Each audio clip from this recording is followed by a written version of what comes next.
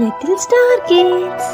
ஒரு ஊரில் சாப்பாட்டு ராமா என்று எல்லாராலும் அழைக்கப்படும் ஒரு சிறுவன் இருந்தான். அவனுக்கு ஒரு கெட்ட பழக்கம் இருந்தது. அவன் சாப்பாடு போக மற்ற எல்லார் சாப்பாடையும் சாப்பிட்டு விடுவான். டேய் சாப்பாட்டு ராமா, இங்க வாடா. ஐ, சாப்பாடு ரெடி ஆயிடுச்சா? இதோ வந்துட்டேன். அம்புட்டு வெரைட்டி டிஷ்ஷும் எனக்கா? சோத்துல கை வச்சு கொண்டே விடுவேன். உனக்கு கிச்சனுக்கு தானே நான் வர சொன்னேன். இன்னைக்கு வீட்டுக்கு கெஸ்ட் வராங்க, அவங்களுக்காக வெரைட்டியா பண்ணி வச்சிருக்கேன். நீ இதுல ஏதாவது எடுத்து வாயில வை, உனக்கு இருக்கு. உன் சாப்பாடு கிச்சன்ல வச்சிருக்கேன், வந்து சாப்பிட்டு ஸ்கூலுக்கு கிளம்பு போடா. ஆசை தோசை அப்பள வடை அம்புட்டும் எனக்கு தான். சரி, ஃபர்ஸ்ட் ஸ்வீட்ல இருந்து ஆரம்பிக்கலாம். அம்மி அம்மா கைப்பக்குவத்தை அடிச்சுக்க ஆளே இல்லை. அப்படியே எல்லாத்தையும் சாப்பிட வேண்டியதுதான். ஐயோ, பாதியை சாப்பிட்டோமே. சரி, மீதியையும் சாப்பிடுவோம். எல்லாத்தையும் சாப்பிட்டாச்சு.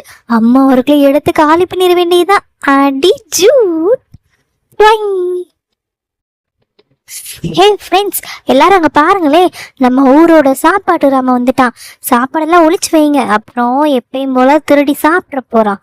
இடியர் அப்பாவி மாதிரி மூஞ்ச வச்சுக்கிட்டு அண்டா சோறு திம்பா. இவன்கிட்ட ஜாக்கிரதையா தான் இருக்கணும். ஹே, எல்லாருக்கும் என்னை பார்க்க எப்படி தெரியுது? வீட்டில் சாப்பிட்டாலும் வைறாங்க, ஸ்கூல்ல சாப்பிட்டாலும் வைறாங்க. சாப்பிட்றது ஒரு குத்தமா? எனக்கு இது ஸ்கூலே பிடிக்கல. ஒரு நாள் அவங்க வகுப்பு ஆசிரியர் சாப்பாட்டு ராமன் செய்யும் அட்டூழியத்தை சரி செய்ய ஒரு ஐடியா சொன்னாங்க. ஓகே ஸ்டூடெண்ட்ஸ், நம்ம சாப்பாட்டு ராமனுக்கு எவ்வளோ அட்வைஸ் பண்ணிட்டோம், பனிஷ்மெண்ட்டு கொடுத்து பார்த்துட்டோம். ஸோ அவன் ரியலைஸ் பண்ணிக்க மாட்டேங்கிறான். அவனுக்கு புரிகிற மாதிரி நம்ம ஒரு தண்டனை கொடுத்தாதான் அவன் சரிப்பட்டு வருவான். ஸோ அதனால நாளைக்கு நீங்கள் ஸ்கூலுக்கு வரும்போது ஆளுக்கு ஒரு ஒரு டிஃப்ரெண்ட் லஞ்ச் கொண்டு வாங்க.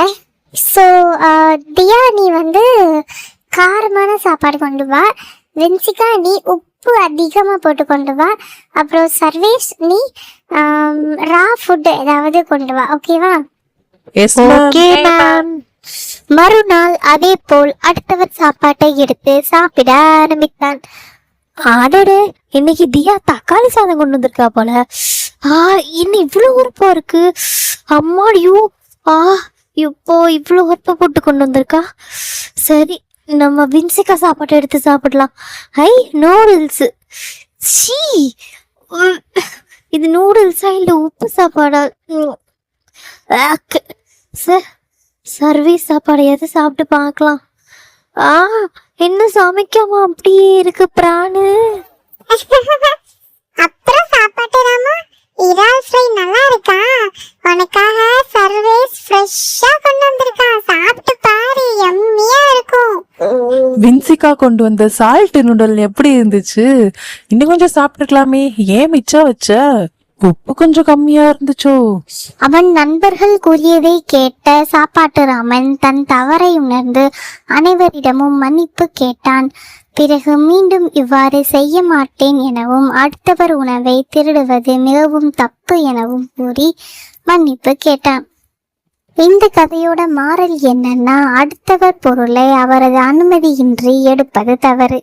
தவறு செய்தால் கண்டிப்பாக ஒரு நாள் அதன் விளைவை சந்திக்க வேண்டும். இந்த வீடியோ பார்க்குற எல்லாரும் நம்ம சேனலை மறக்காம சப்ஸ்கிரைப் பண்ணிருங்க.